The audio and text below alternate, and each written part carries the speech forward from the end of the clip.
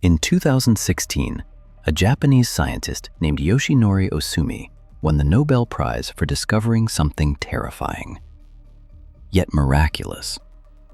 He found that when the human body is hungry, truly hungry, it does not just starve. It starts to eat itself.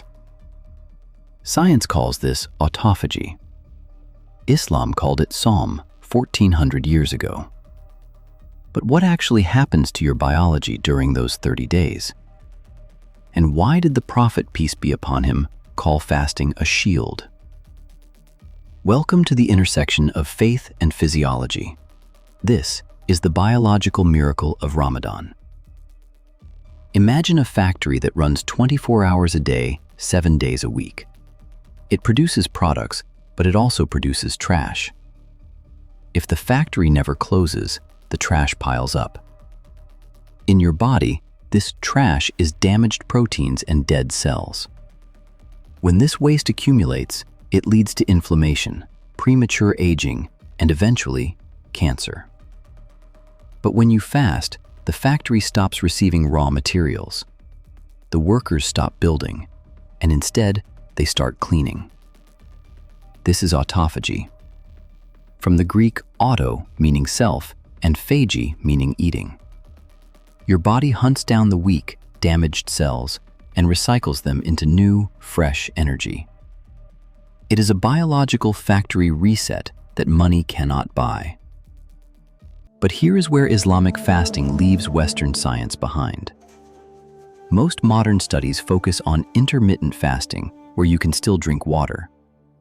But Ramadan is a dry fast. No food, no water. To the modern mind, this sounds dangerous. But actually, it triggers a super adaptation. When the body gets no water from the outside, it is forced to break down fat cells to create water internally. It's called metabolic water. For every 100 grams of fat you burn, your body produces 110 grams of water. You are literally turning your excess weight into hydration. It is the ultimate survival mechanism that most humans never unlock. The ancient Muslims didn't have microscopes to see this. They just had obedience. And in that obedience, they found a biological superpower. But the miracle isn't just in your stomach. It's here, in your brain. Fasting triggers the massive production of a protein called BDNF. Think of it as fertilizer for your brain cells. It protects your neurons from degeneration and boosts cognitive focus. Perhaps this is why some of the greatest works of Islamic scholarship were written by men who fasted regularly. While the full stomach sleeps, the empty stomach thinks. Clarity of the gut leads to clarity of the mind. However, if you think fasting is just a diet, you are missing the point entirely. A person can starve their body and gain nothing but hunger. The true science of Ramadan is not just about autophagy of the cells, but autophagy of the ego. We live in a dopamine-addicted world.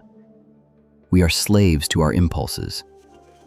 If we feel hunger, we eat. If we feel bored, we scroll. Fasting breaks that chain. It teaches the primal brain that desire does not command the self. It is the ultimate discipline training. If you can control your hunger, the most basic survival instinct, you can control your anger, your gaze, and your tongue. Think about the wisdom of wudu.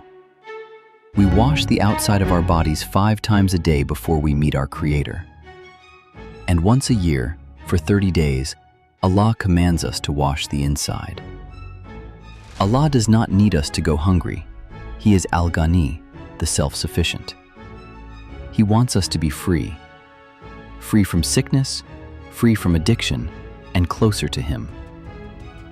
1400 years ago, the Prophet, peace be upon him, gave us a prescription. Fast, and you shall be healthy. Today, the Nobel Prize Committee finally agrees. But fasting was just one pillar of the healthy lifestyle practiced by the Golden Age Muslims. If you want to know how these same scholars used this mental clarity to invent the modern world, click this video here on the House of Wisdom. You won't believe what they discovered.